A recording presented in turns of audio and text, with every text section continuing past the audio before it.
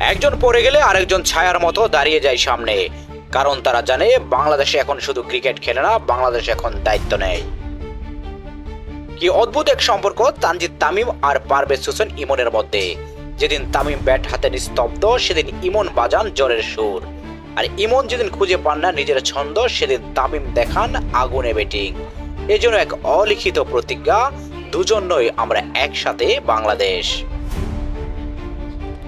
পাকিস্তানের বিপক্ষে প্রথম টি-20তে যেখানে কেউ কেউ হতাশ, সেখানে পারভেজ হোসেন ইমন দেখালেন কিভাবে লড়াই করতে হয়। 34 বলে তুলে নিলেন দুর্দান্ত এক 50। প্রতিটি শট ছিল আগুনে মোড়ানোর সাহস।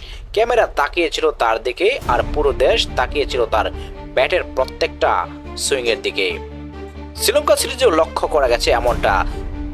পারভেজ হোসেন ইমনের ব্যর্থতার দিনে জ্বলছে উঠেছিলেন তানজিদ হাসান তামিম। একটা সময় ছিল বাংলাদেশের ওপেনিং মানে ছিল অনিশ্চয়তা, আবার কখনো কখনো ভরসার অভাব।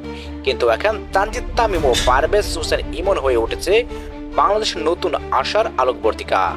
একজন পড়ে গেলে আরেকজন উঠে দাঁড়ায়, কারণ তারা শুধু ব্যাটসম্যান নয়, তারা দেশের জন্য জেগে থাকা দুই সৈনিক।